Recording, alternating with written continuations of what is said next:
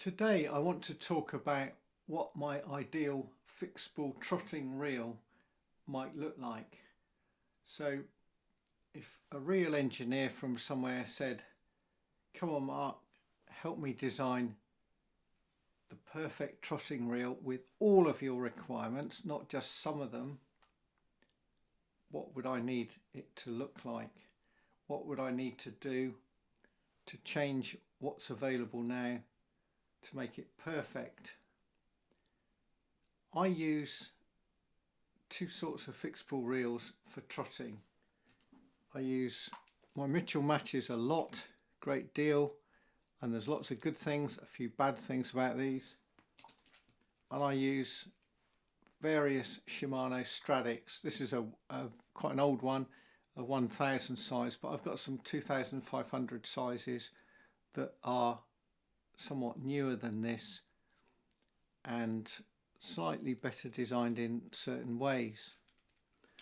So first of all, I'm going to tell you what I think is fantastic about the Mitchell match and what's bad about it. The first fantastic thing is the line lay is brilliant. It's quite a deep spool that's got quite a broad line lay there. It's completely flat. It doesn't bind in at all. The edge of the spool is nice for your fingers. You can reach that spool with your finger easily. That's really important. And it doesn't feel sharp.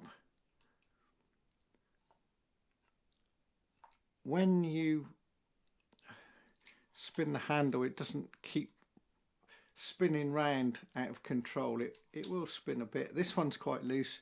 This is one of Frank Barlow's old Mitchell matches that got to me by a roundabout route. It's quite tatty. It needs some work doing on it, and I'll do a video about sorting out that clunk there. And like I say, your finger reaches, and when you look at the reel head on and I turn it, that is going anti-clockwise, so the handle's going forwards and the winding cup is going anti-clockwise, which for me, not everyone, when we take that off and that comes up and it takes it off my finger, and my fingers have learnt how to get out of the way quickly. There's no pause or gap. People say, oh, when I do that it doesn't, I get a gap. They have a moment of slack line. I've been using these since 1976, and that happens if I get a fish that's really fast running at the end of a trot, say a sea trout that just turns and flees. Got the bale, always fishing with the bale arm open. They say, well, the bale arm's open and I don't get it open. You can close them manually, so you can pull it over, flick that little lever there, just pull it over, flick the lever, and it's locked. And you can do that while the fish is running and whatever.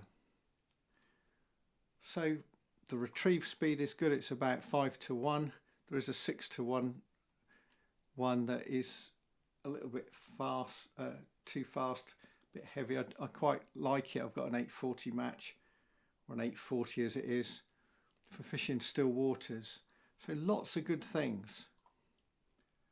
But there's some bad things. People say it's made of monkey metal.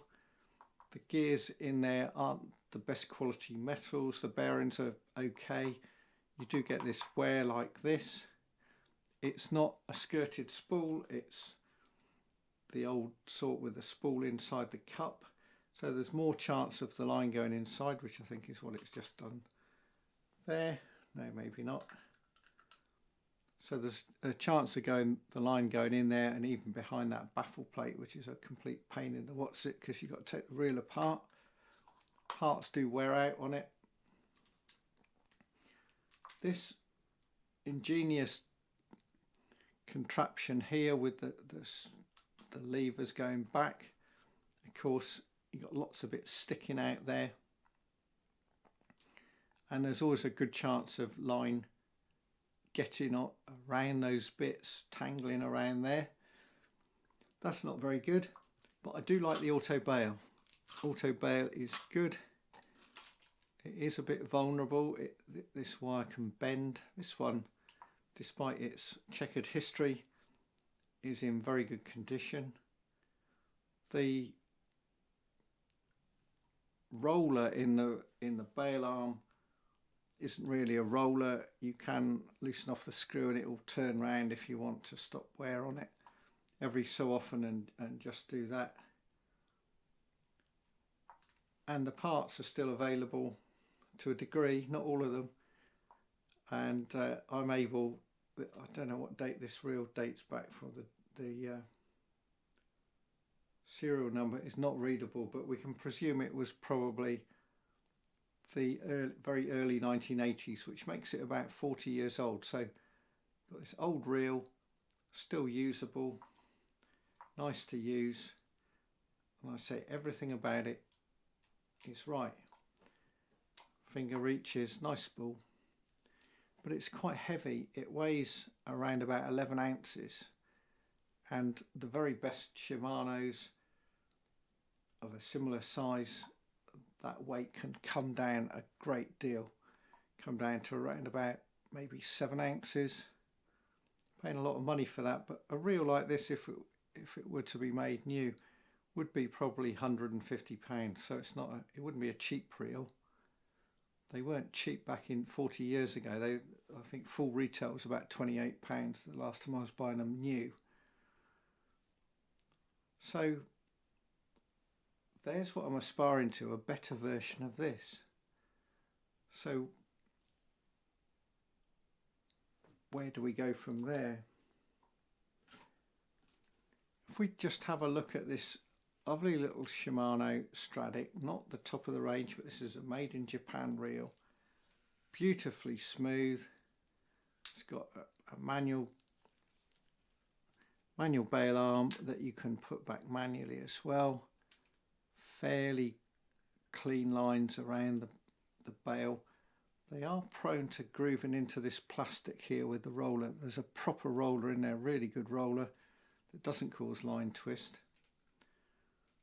It's a skirted spool. Now, I get told that these reels, when you do it, it's now doing clockwise when you look at it.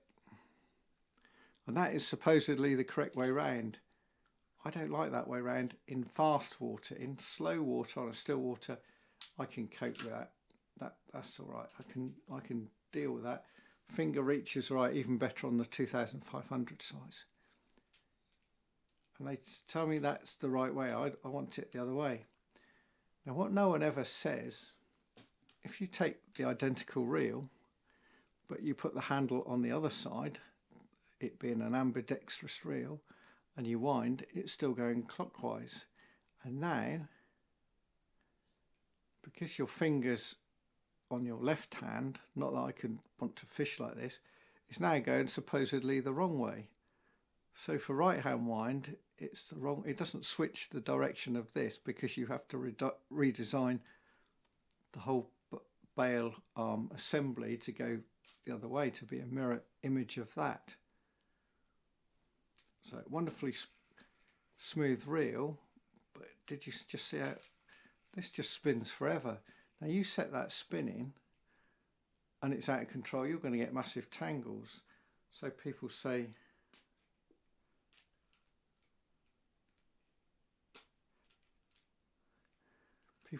put the anti-reverse on, but I want no anti-reverse, because when a fish comes in close, it's sometimes good to just let line off a bit to be able to net it, but you want to play it, you want to hold it on a really tight line. So Shimano's are part of the answer. That fantastic gearboxes, fairly good line lay. I've noticed something about them quite recently, and that something is that this spool is not bad. It's not as good as that Mitchell, the 2500. The Mitchell, the spool on there is more like that size, but instead of these fairly rounded front lip of the spool, they've now got like a beveled edge with a sharp edge. So when your fingers resting on it, it's a sharp edge. It's not very comfortable at all. So that's a big fault on these, really big fault.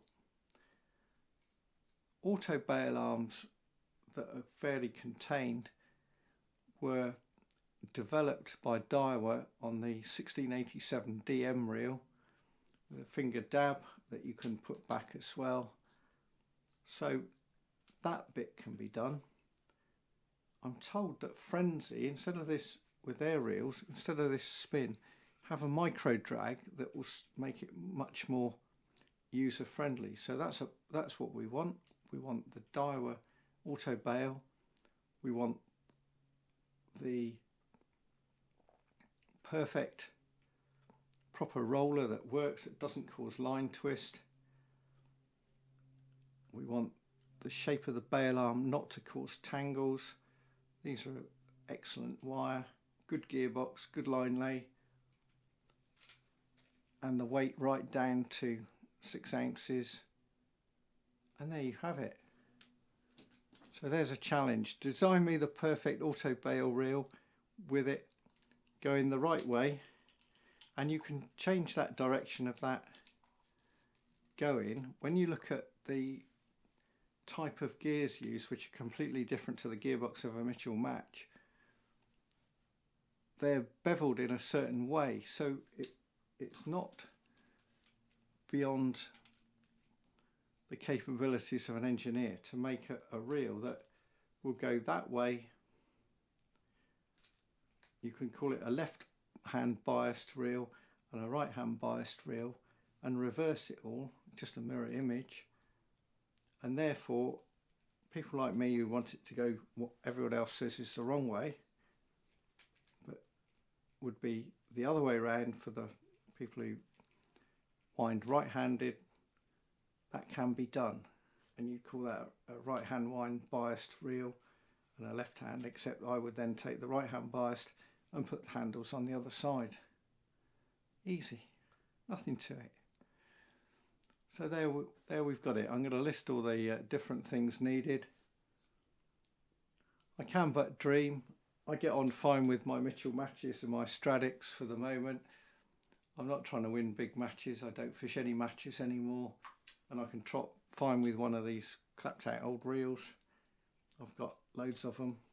This one, like I say, is needs a bit of a service, which I might show soon how I get rid of that bit, and a bit, I don't know what oil's in there, but these are just a bit heavy. Wouldn't it be nice to have a version of this that didn't tangle, that did everything I want, that weighed 6 ounces, not 11. Until next time, it's goodbye for now.